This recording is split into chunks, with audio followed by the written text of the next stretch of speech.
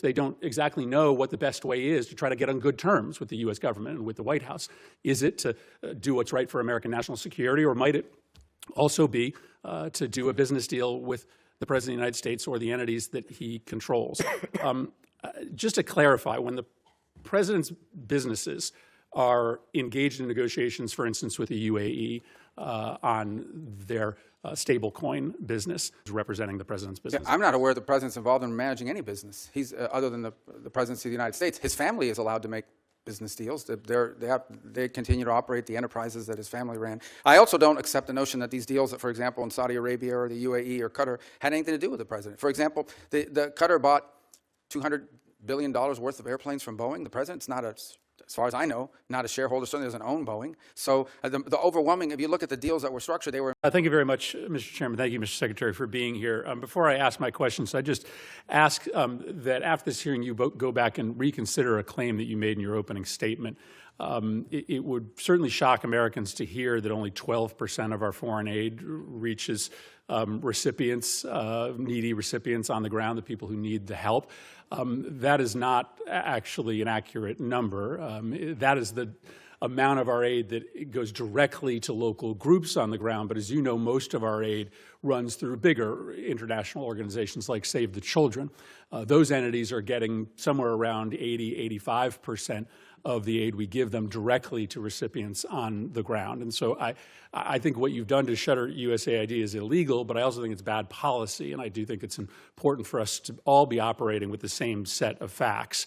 And the fact is not that only 12% of taxpayer dollars are ending up in the hands of the people who really need it on the ground. Mr. Secretary, I wanted to talk to you about the President's personal business interests.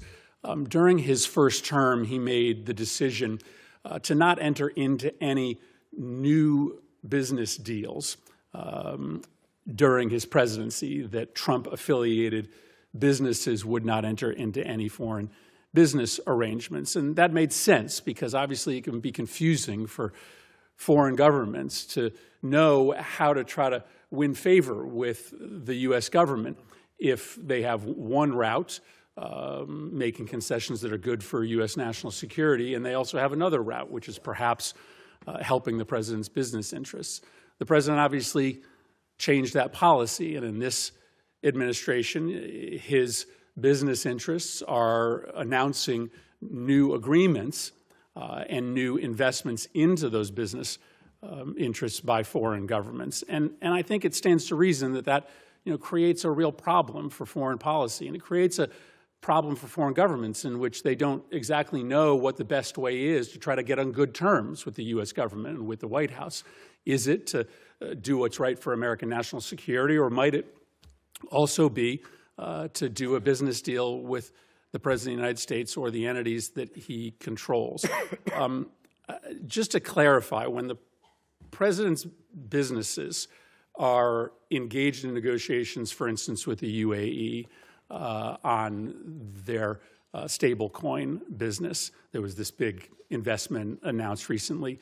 You are not part of those negotiations. Those are being done by the President's family or those representing the President's business. Yeah, I'm not aware the President's involved in managing any business. He's, other than the Presidency of the United States, his family is allowed to make business deals. They continue to operate the enterprises that his family ran.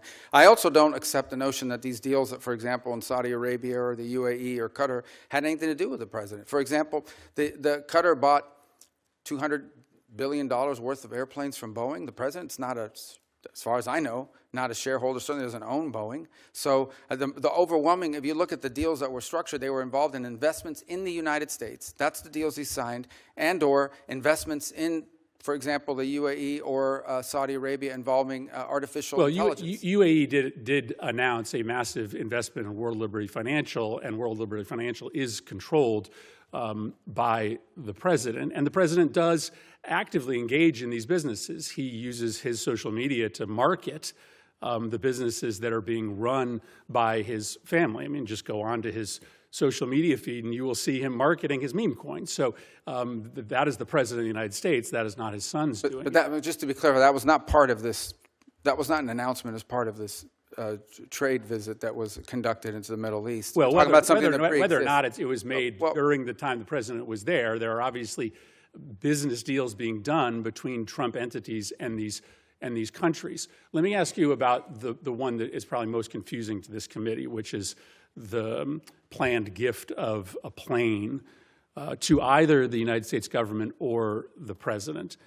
Is it your understanding that this luxury plane that Qatar has offered the president, and the president has announced he is willing to accept, is a gift to the United States government, or is it a gift ultimately to the president himself that he can use in his library? Well, you'd have to talk to the Department of Defense, because this is a replacement or at least a temporary bridge plane for Air Force One, the new Air Force One, which is way off its delivery schedule. And so that would have to be with the Air Force. They operate Air Force One. My understanding of it basically has been from the very beginning that this is a plane that was identified after talking to Boeing about what other planes around the world would fit the bill that are out there that could be used now. They identified the ones the Qataris had as an opportunity for one, and as a result, or the UAE had that as opportunity for one, and that's how that deal was. And it's not your understanding that the plane ultimately will belong to the president or to the president's library after. Well, I'm not involved at that level of it. I've never heard that before. What I've heard is that plane will replace Air Force One, which is an Air Force plane. Let me ask you about the dinner that's happening this Thursday night. The president has offered access to him to the 200 top purchasers of his meme coin. Reports are that maybe about half or more of those individuals who will be meeting with him, many in a VIP reception, are foreigners.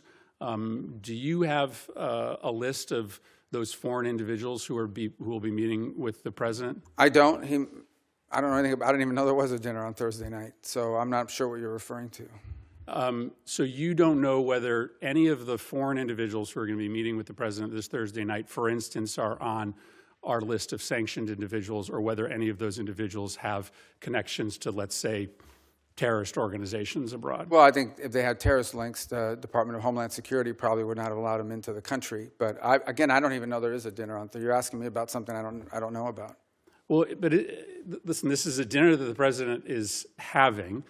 It is likely going to involve some very significant foreign interests. You have to be pretty wealthy in order to be able to get inside this dinner. Isn't that a relevant question for the Secretary of State? Yeah, I'm not the social which foreign secretary, interests are going to be speaking to the president? I mean, it's kind of naive to believe that they aren't going to be in that room talking about national security matters. Well, I don't think that that's the case at all, because I would be aware if it was the case. The truth of the matter is I interact with government officials and others in governments of other countries. That's what I'll tell you, you're asking me about a dinner I don't know anything about. I can't answer you because I don't know anything about this dinner. It's the first I heard of it. Like I said, I don't keep the president's social schedule. It's not on my phone. It's not in my pocket. I don't even know. I can't comment on a dinner I know nothing about. Yeah, I think that represents a real problem for this committee, because there is clearly a way around the State Department for foreign individuals of significant influence and wealth to be able to directly lobby the president of the United States. But I don't think your that's answer fair. is that you don't know this is happening. Well, I don't know that there's that a dinner. in and of itself is a I don't problem. know that there's a dinner, and I don't know what the guest list is, but I can tell you I've run into the president of FIFA from the World Cup. He's here all the time. I see him. He's a private individual. It's not a government entity,